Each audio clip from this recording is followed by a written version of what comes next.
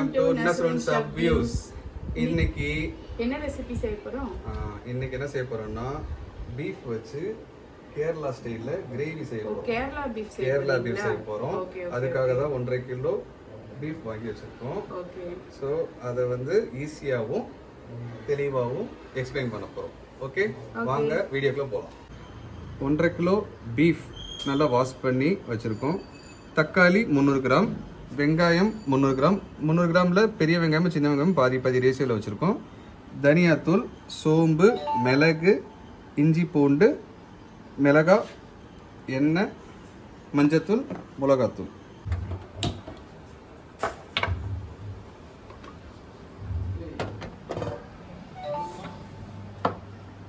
கறியை ஃபர்ஸ்ட் வேக வச்சு எடுத்துக்கணும். கறி வந்து தனியா வேக வைக்கணும். அதுக்கு இந்த மாதிரி ஒரு குக்கர் வச்சுக்கோங்க. எப்பயுமே பீஃபை ஃபர்ஸ்ட் வேக வச்சு எடுத்துப்போம்.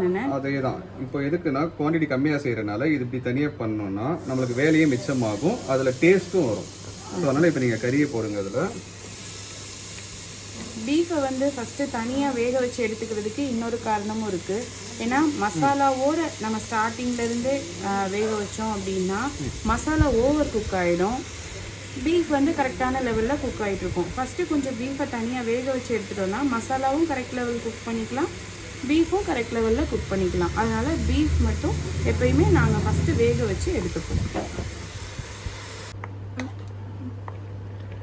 இந்த பீஃப் வேக வைக்கையில் இதில் என்னென்ன போட்டு வேக வைக்கணும்? இப்போ வந்து கறி போட்டாச்சுல, இப்போ இது ஒரு 1.5 ஸ்பூன் இஞ்சி பூண்டு பேஸ்ட் போடுங்க. 1.5 ஸ்பூன் போட்டுட்டுங்களா? 1 ஸ்பூன் போடுங்க. மீதியை வந்து நம்ம அது போட்டுக்கலாம். அப்படியே இந்த ஆனியனை வந்து ஒரு 4 டீஸ்பூன் போடுங்க. நம்ம அரைச்சி வச்சிருக்க அந்த 300 கிராம் இருக்குல்ல, அதவே இதில் பாதி டிவைடு, மீதி பாதி நான் லாஸ்ட்டில் சொல்கிறேன். இப்போ இதில் பாதி அதில் போட்டுக்கோங்க. கறி வேக வைக்கும் போதே போட்டுக்கோங்க. ஓகே, 4 ஸ்பூன் போடணும் இல்லைங்களா? ஓகே. இப்போது டொமேட்டோ அடுத்தது போட்டுக்கோங்க. அதே மாதிரி 300 கிராமில் பாதியை போட்டுருங்க. அதில் பாதி போடணுங்களா? 300 கிராம்.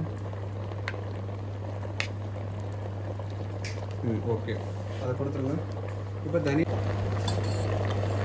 தனியா 2 ஸ்பூன் போட்டுட்டுங்களா? 2 ஸ்பூன் போடுங்க.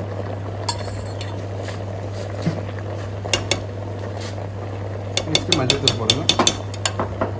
அதே 2 ஸ்பூன், அது 1/4 டீஸ்பூன் போடுங்க. அதுதான் ஓகே.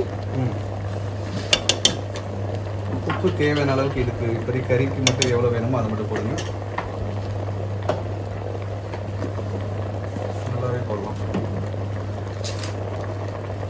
ஒரு ஸ்பூன் போட்டுருக்கேன். ஓகே,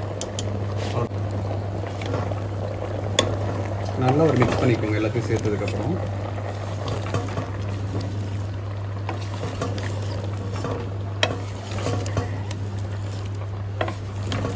ஓகே, இப்போ இந்த டைமில் கொஞ்சம் தண்ணி சேர்த்துக்கலாம்.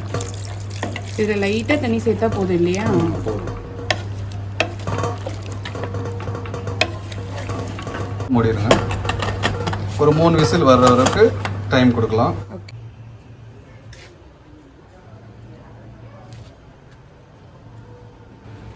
ஓகே, இப்போ அது குக்கரில் 3 விசில் வரைக்கும் வச்சாச்சு. இப்போ நெக்ஸ்ட்டு வந்து மீதி இருக்கிற மசாலா நான் சொன்னல, அந்த 300 கிராம்ஸில் பாதி அதில் போட்டோம்ல, மீதி பாதியை வந்து இப்போ நம்ம தனியாக தவாவில் போட்டு ஃப்ரை பண்ணி எடுத்துக்க போகிறோம். ஓகே, இப்போ தவா வச்சாச்சு. இதில் ஆயில் போட்டுக்கலாம்.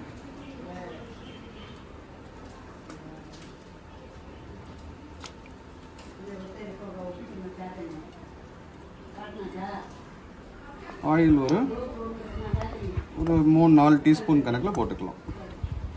எண்ணெய் சூடாயிடுச்சு. இப்போ நம்ம அந்த சின்ன வெங்காயத்தை ஆட் பண்ணிக்கலாம். இந்த வெங்காயம் நல்லா போட்டு இதுவும் சேம் அதே தான், ப்ரௌனிஷ் ஆகிற வரைக்கும் நல்லா ஃப்ரை பண்ணிக்கலாம். கொஞ்சோண்டு உப்பு நம்ம சேர்த்துக்கலாம். அதில் அந்த உப்பு நம்ம சேர்த்தோம் அப்படின்னா கொஞ்சம் சீக்கிரம் அது குக் ஆகிடும். இப்போ நம்ம ஆனியன் போட்டு ஒரு 5 நிமிஷமாக வெந்துட்டுருக்கு. இப்போ வாங்க ஓப்பன் பண்ணி செக் பண்ணிக்கலாம். இதுதான் இந்த மாதிரி கோல்டன் கலரில் ஆகிடுச்சுங்களா? இந்த டைமில் ஸ்டவ்வை கொஞ்சம் சிம் பண்ணிக்கலாம். இப்போ நெக்ஸ்ட் என்ன ஆட் பண்ண போகிறோம்?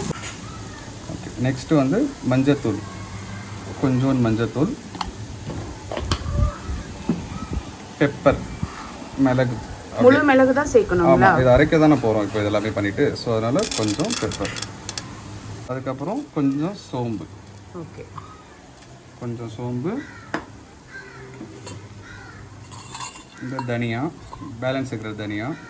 ஸோ வந்து 3 ஸ்பூனு, அதில் 2 வந்து நம்ம கறி வேக வைக்கும்போது போட்டது, மீதி 1 வந்து இதில் போட்டிருக்கோம். ஓகே,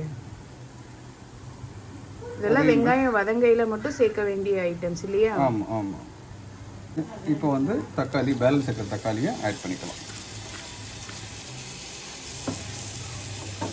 ஆட் பண்ணிட்டு நல்லா மிக்ஸ் பண்ணி இதை நல்லா வதக்கிட்டு அதுக்கப்புறம் மிக்சியில் போட்டு அரைச்சிக்கலாம்.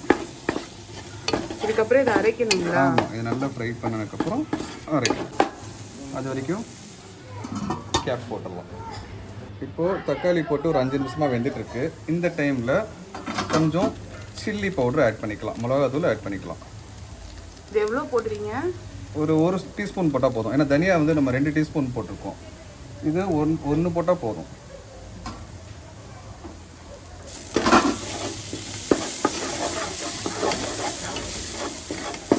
அரைக்கிறதுக்கு முன்னாடியே நம்ம எவ்வளோ வதக்கிடணுங்களா? ஆமாம், இந்த அளவுக்கு வதக்கிடணும். இப்போ தக்காளி எல்லாமே நல்லா வதங்கிடுச்சா?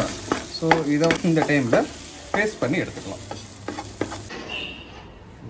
இப்போது நம்ம ஃப்ரை பண்ணி வச்சதை அரைச்சி எடுத்துக்கலாம். அதை ஒரு சின்ன ஜாரில் போட்டு அரைச்சி எடுத்துக்கலாம். இப்போது எண்ணெய் சேர்த்ததுக்கப்புறம் நம்ம அந்த அரைச்சி வச்சுருந்தோம்ல அந்த மசாலாவை ஆட் பண்ணிக்கலாம்.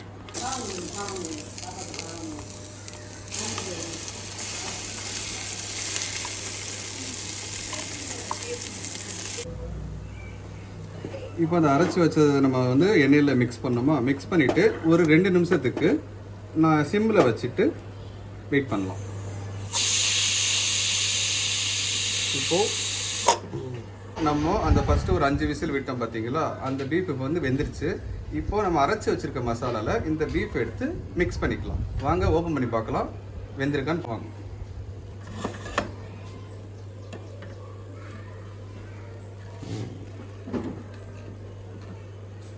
பார்த்தீங்கன்னா தெரியும் எந்த அளவுக்கு சாஃப்டாக வெந்துருச்சு. இப்போது இந்த டைமில் இந்த பீஃப் அப்படியே எடுத்து இதில் மிக்ஸ் பண்ணிக்கலாம்.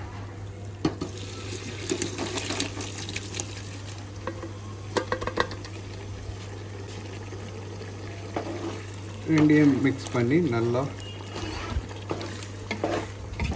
சூப்பராக இருக்கா? கலர் பார்க்க எப்படி தெரியுது? நல்லா இருக்குல்ல? இப்பயே எண்ணெயும் பிரிஞ்சு வந்துட்ட மாதிரி. ஆமாம், இங்கே பார்த்தீங்கன்னா தெரியும், சைடில் பாருங்கள் எண்ணெய் பிரிஞ்சு தனியாக வந்துடுச்சு பார்த்தீங்களா? ஓகே, இப்போது அந்த பீஃபை வந்து நம்ம தண்ணி ஊற்றி ஒரு 10 நிமிஷமாக அப்படியே சுண்ட வச்சுருந்தோம். இப்போ வந்து ஓப்பன் பண்ணி பார்க்கலாம் வாங்க. எப்படி சூப்பராக இருக்கா? இந்த அளவுக்கு ட்ரை பண்ணிக்கோங்க. இப்போ பாருங்கள் மசாலாவும் கறியும் ஒரே ஈவனாக இருக்கும். இந்த அளவுக்கு நம்ம ட்ரை பண்ணிக்கலாம். இந்த டைமில் ஒரு ப்ராசஸ் இருக்குது. அது என்ன ப்ராசஸ்ன்னு இப்போ பாருங்கள். இதில் வந்து நம்ம ஸ்டார்டிங்கில் பார்த்தீங்கன்னா பச்சை மிளகா போட்டிருக்க மாட்டோம், பச்சை மிளகாவும் கருவேப்பிலையும் போட்டிருக்க மாட்டோம். எதுக்குன்னா இப்போ கடைசியாக நம்ம வந்து எண்ணெயில் தாளித்து அதை ஊற்றலாம். அப்படி பண்ணும்போது உங்களுக்கு தனியாக எண்ணெயும் அந்த மசாலாவும் தனியாக பிரிஞ்சு பார்க்க அழகாக தெரியும். ஓகே ஓகே, பேன் வச்சுட்டு எண்ணெயை ஆட் பண்ணிக்கலாம். இந்த டைமில் கட் பண்ணி வச்சுருக்க பச்சை மிளகாவை ஆட் பண்ணிக்கலாம்.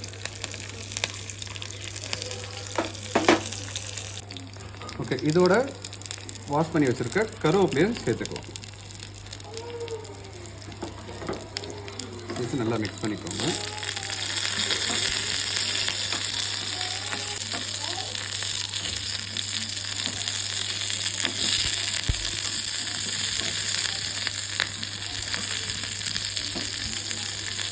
இப்போ இதை பீஃபில் ஆட் பண்ணிக்கலாம்.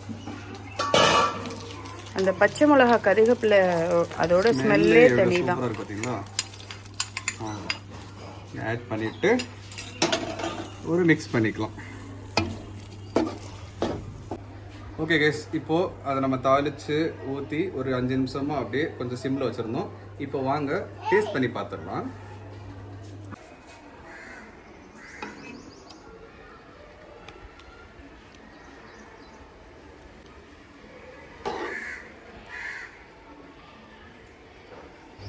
கேரளா பீஃப் கிரேவியை நான் இப்போ எப்படி இருக்குன்னு டேஸ்ட் பண்ணி சொல்கிறேன்.